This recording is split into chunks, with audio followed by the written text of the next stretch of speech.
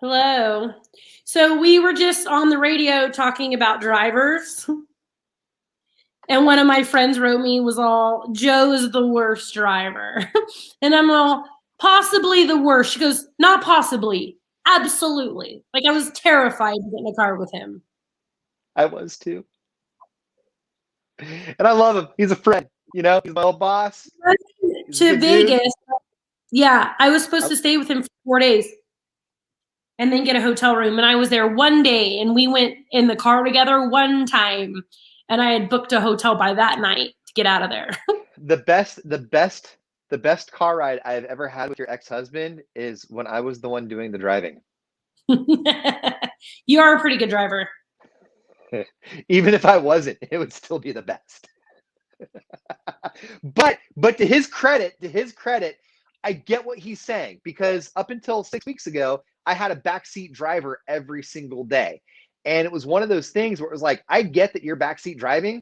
A, you can't drive. B, I've never got us into an accident, ever. Not once. There's never been one time where we've had to pull over and be like, can I get your insurance information? Now, with the other driver that was in our family that carted people around, there were 2 or 3 accidents. There were multiple insurance claims. Never with me. See, but that's the excuse that Joe would use, and he's still a crap driver. But I don't backseat drive you because I was married to Joe. So driving with me, even if I wasn't a great driver, is still like, oh, this is the height of luxury. I get it now. This is why people make millions. Yes. And you and the ex-boyfriend and the guy you don't consider a relationship are all really like safe, good drivers. That's because they're up in the snow. Spencer, you too. You're going to become a better driver because of where you live. Yeah, but I think. Joe's very aggressive. Yeah. And it stresses me out. And I remember that too, though. Like, how am I giving you anxiety? And like, just by breathing. Because I would say up until, I've never been a road rager, but I mean, maybe I have a couple times, but it was one of those things where it's like I need to show that person that they cut me off by getting in front of them. And then I get up there and I'm like, what am I doing? Why am I even doing this? It's one of those things like if you look back, like when you get angry at things, or you need to right the ship, or you need to make the score even, are there things that like when you get there and you're about ready to make the score even, maybe you get a little embarrassed with yourself, like nobody else knows, but you're like, oh, I'm kind of embarrassed with myself right now. What am I even kind of doing? No? I'm listening to you. Yeah, no. I was trying to like do 2 things at once, and I can't do that. Is this okay? So forget everything I just said. When we were in the studio, this happened all the time. I need people to understand that this was daily, sometimes 2 or 3 times a day. I would have something that was super well thought out, or something we had coming up, or something that I just needed to tell you. And I would tell you, and it would take 30, 40, 50, 60 seconds. And then we would stop, and I would think, okay, she's digesting the information. She's really being thoughtful about this. And then the next words out of your mouth are, I didn't hear anything you said. Can you do that again? Anything you said. Because sometimes like I think I can multitask and I can't. Yeah, no. Stop thinking you can multitask. You cannot. This isn't, hey, at this stage in the game, this isn't a scenario where you're just testing the waters to see if multitasking is something you can get away with at time. It's just done. You're right. I'm sorry. You're right. I see my buddy Nick is up on the stream. His wife broke, I think he was what I was talking about earlier. His wife broke her 5th metatarsal, I think is what they say. It's like a pinky bone break, but like there's pins, like she's getting surgery. It's not. I don't want to see the photo of broken bones. No photo. But it's like she's getting surgery this week. Like it's not just a broken pinky bone. Like it's, Tiger Woods has like 4 broken bones, 5 broken bones. Not the same. I get it. But Tiger Woods has rod, pins, lots of surgery. But just for the pinky bone, there's gonna be a screw. Like she's 1/10 bionic in her feet now. Okay. I'm not trying to make jokes about Tiger Woods' situation. Sure. And we hope for a speedy recovery. Why doesn't this guy have a driver by now? I was wondering the same thing. So all of his crashes are infamous. The first one got when his wife was chasing him down with a golf club and all those women fell out. And you know what I don't like is that yesterday when he got in that car accident, they got a quote from Rachel Yucatel again. Can we be done with this girl that made all of her money off of being a damn mistress? Thank you. Have a nice day. So do I feel bad for a second? Why? Part of her story is that she lost her ex in the World Trade Center. And so then she ended up going on celebrity rehab and ended up helping a whole bunch of people at Ground Zero. Okay. I'm kidding. I know. No. She's famous because of Tiger Woods. Well, I get you. 2007. I know. 2009. Why are we getting a quote from his mistress of 11 years ago? Oh, totally. I totally get what you're saying. I don't care how many people she helped. I was just joking. And then totally. He got that DUI in like 2017. And then, hi, Sylvia. And then yesterday, he was leaving a hotel. They said that there wasn't any impairment, no drugs, no alcohol. And I'm a big jerk. Agitated, right? I assumed that somebody was paid off because he left the hotel in a state of rage and then had a solo car accident. I feel like there's something we are not being told. I'll bet. Oh, you know what it is? If he left in a state of rage, I'll bet we will never find out. I'll bet you anything he was on his phone. Oh, I bet you he was on his phone. If he was in a state of rage, think about this. Play the tape out. If he's leaving a hotel, by the way, Nick, I want to circle back because he told me yesterday, he's like, no disc golf for like the next 2 weeks with my wife's foot. How you doing today? We heading out? If he left in a state of rage, then I would be willing to bet that whoever he was fighting with, he was probably texting or talking to or like furiously like, you need to hear what I have to say. I'm so angry right now. And probably lost control of what he was doing. Because previously to that, he was coaching Drew Brees on golf. Like, how much money do you have to get that you get Tiger Woods to come out and give you some lessons? You know, Drew Brees money. Imagine that Tiger and Drew got into an argument on the golf course. You know what I mean? It's that gosh darn Drew Brees. He won't square up, and it's making me so mad. And I'm sorry, ladies, for saying this. I assume it's a woman who didn't care that he was working because to them, golf is just a hobby and not an actual career. And started a fight like when people start a fight with us when we're on the radio, they don't think our job is a job. No, don't start a fight with me between 6 a.m. and 10 a.m. I got crap to do. So I'm assuming some female started a fight with him while he was out showing Drew Brees how to swing a club. And he got pissed off that she embarrassed him in front of Drew and called her on the phone on the way out the hotel to give her a piece of his mind, and then wham, done. Yeah. I don't disagree with that. I don't disagree with that. I really don't. I'm going to give him the benefit of the doubt. You know what? As somebody who has rode the opiate rodeo, I'm going to give him the benefit of the doubt that he was in a legit state of rage and not high. Fingers crossed. You know what? I pull for Tiger Woods so hard. You know, I know that people get frustrated with people and all their chances. He's like the one guy, like I really, really, really, really, really, like I know he's got millions. I want him to just be happy. Yeah. And you know what? Happy. Like he may have been in a state of rage because he wasn't high. You know, like it's maybe he was. Give the guy a joint next time. Don't let him get in the car. Just let him smoke a big old blunt and relax a minute, Tiger. When I first got like, because I know because you struggled with stuff before. Weed? I don't consider weed a drug. Okay. I consider it a medicine. But so I guess so are opioids. I classify it the same way as you classify a beer or something like that. I don't classify it like crack. I classify it like you would say a beer. Like a beer is a drug. It's got alcohol. It impairs you. I would say pot does the same. You know? Like that's how I classify it. Which one of us can't hear, Isabel? Okay, because I was wondering, since he struggled with opioid and alcohol addiction, if he smokes a joint, is that falling off the wagon?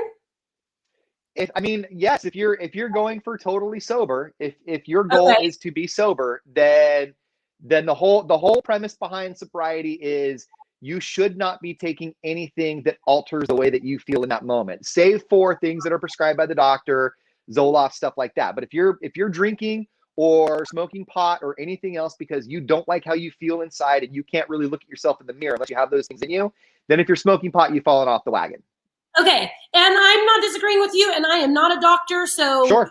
Nobody listen to me. This is only off my personal experience too. None of this is official. I don't understand how they could be prescribed Zoloft, but not weed.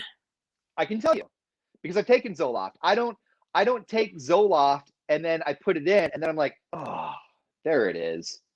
You know, like if you have a beer after work or if you have a few shots after work and you get that, whew, you also know that you're not going to be driving for the next hour. Same with pot, you know. But if you take a Zoloft, it's just something that builds up in your system and stabilizes your mood. It has it affects nothing about your day to day.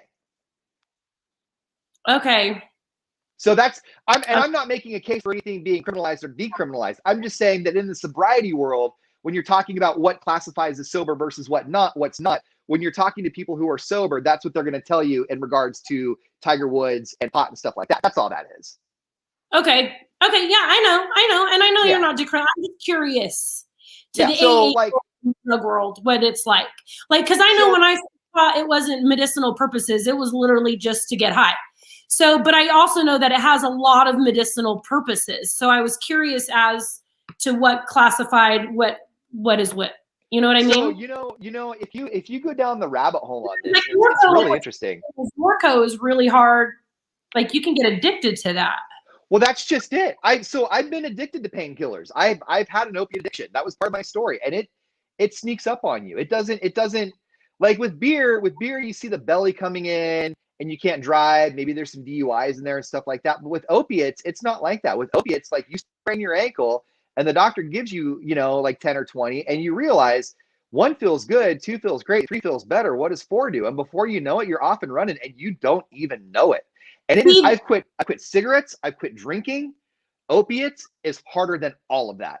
That's what I've heard, like harder than meth. And I'm never, not meth, heroin. Like it takes over your entire body. And when you kick it, oh my God. The good Lord blessed me with being allergic to that stuff for a reason, because I could take 1 Norco and I'm done cakes. If I take 2, I'm an Oxycontin. You want to see me sicker than I've ever been in my life?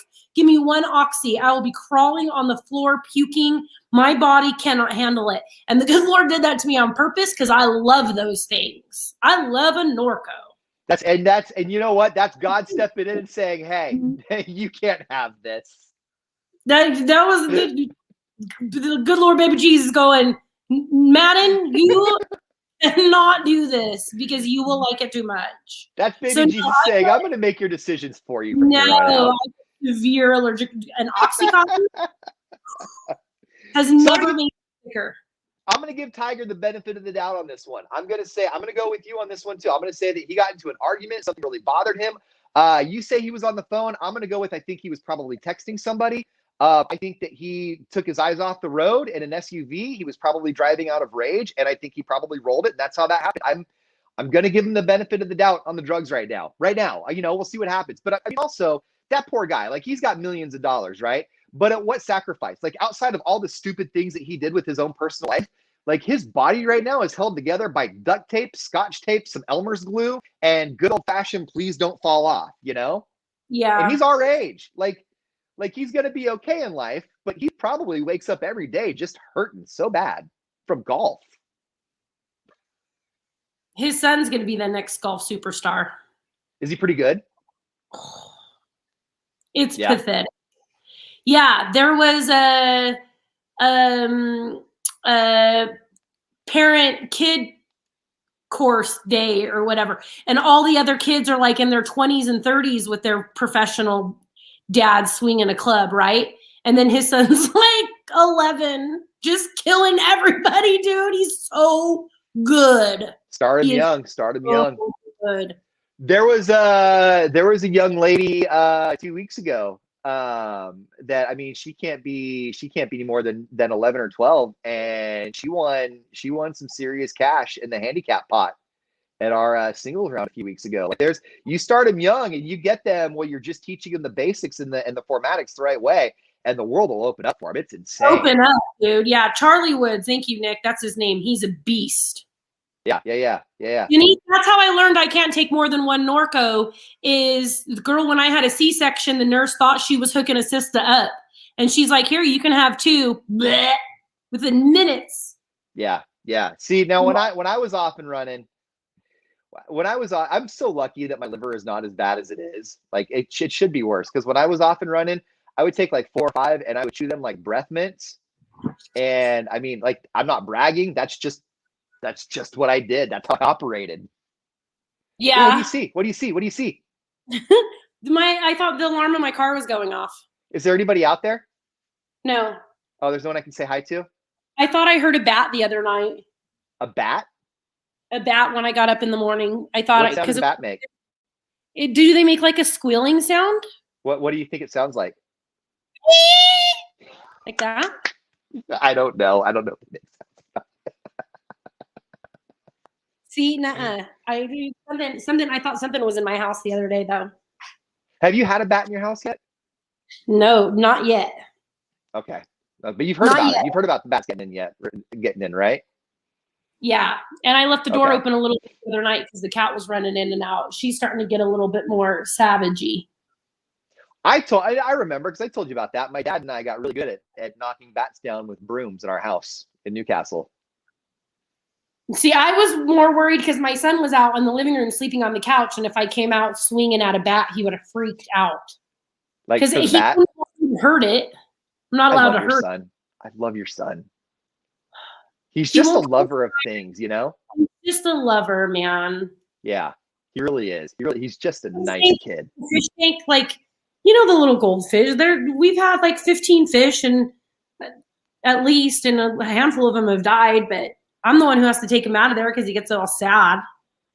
Do you tell him when they die? Like, do you let him? Like, we had to. We finally gave our turtles away, because just things were changing. But like, the kids weren't super invested in the turtles, but they also didn't want them to go away because it's a possession thing. They just didn't want them to go. So I waited. Like I got rid of the turtles, and then nobody noticed for 3 days. And then when it came around, where are the turtles? I was like, oh, just they reached that turtle puberty age where I had to go put them in the pond. We'll go see them later. Okay, so you got rid of them without the kids knowing, and then 3 days went by, and in that amount of time, you didn't already have a story lined up when they. I kind of did. I just sort of did it haphazard. What I basically told them, the story I had lined up, because there's apartments up off of Sherwood that have a pond and a water wheel out front, right between Woodrow and Rumble. And there's a whole bunch of red-eared slider turtles in that pond, and you can't tell the difference. I mean, maybe you can, but not really. So all I got to do is walk them up to that pond, and there's like 7 turtles hanging out, and I just pointed to them, and like, there they are. Okay, don't laugh at me. Like, you can laugh at me. Can turtles adjust to like the wild like that? Like, can they? Yes. Okay. Because turtles are scavengers. Turtles are best when left alone. All turtles like to do is find a rock and bask and then go down and eat, and that's it. So as long as, like, especially in that pond, there's nothing there that's going to get them. I read that about pigs last week. Like, if you let pigs out into the wild, they'll become like a wild pig. Oh, yeah. With face. And pig hunting is huge in Northern California. There's a lot of pig hunting around here too. Yeah. No, when it comes to fish, we have one fish, and he's getting big, and he's Tony Stark. Okay, he's Iron Man. So we had all of the Avenger fish, but look how big he's getting. This one right here. But I think he's goldfish. I think he's a murderer. Is that a goldfish? Yeah. Is that one of those like $9 goldfish? Because that's not a feeder fish. He was little when we got him. How much was he? Because like feeder fish are like 30 cents. Oh no, these were all a couple dollars. I was gonna say, because they have some goldfish that are like $7, $8 too, that are like nice and flowy. That looks like probably one of those. The original 8 that we got, he's the only survivor. The other ones are all new. Okay. And then I had Simon and Daphne from Bridgerton. And Daphne was pushed into the rocks, like buried under there. So she didn't even float to the top. I thought that's what they preferred in Bridgerton. That's not how they get down? Simon and Daphne both went, but Tony's the only one who survived. When we went on the vacay and came back after a few days, Tony was the only survivor. So we think he took out other fish. Did you have anybody coming in to feed your fish while you were gone, or did you just let them be? No, you get one of those. You get like a little thing that you drop in there, and it feeds them for 10 days. Oh, I didn't know. Okay, that's clever. Okay, because I have a shepherd, and I'm finding out that that now that my family went from like 9 to 1. Oh, that's cool. That just lets up food. Mm-hmm. Oh, that's neat. Okay. Yeah, I'm finding now that my family went from like 9 people to like me. When I go anywhere, because I have a dog, I have to really scramble to get that dog taken care of. Yeah, yeah. The dog. Yeah, that's why I won't get a dog. I go to too many places too often. Cats are easy. You leave cat. Here's the thing: you leave cats food and water, and God forbid, and you guys can get as mad at me as you want. But if I leave the toilet seat open too, just in case. Yeah. And that way if she runs out of water, that she has water to drink, because she runs out of water faster than food. My dog's rounding the bases, and she's on her home stretch right now. Like maybe 6 months to a year, I think. But after this, I'm probably gonna go dogless for a while. Yeah. I gotta go get this thing groomed in the next few days, which is like 60. This is not my dog. This is not my dog. And I gotta go get it groomed. It's like $60. No, and my kids want a dog so bad. They live in a condo as it is. So you that's not let the dog out and they come back in when they're ready. Like, you have to take them out yourself and run them around.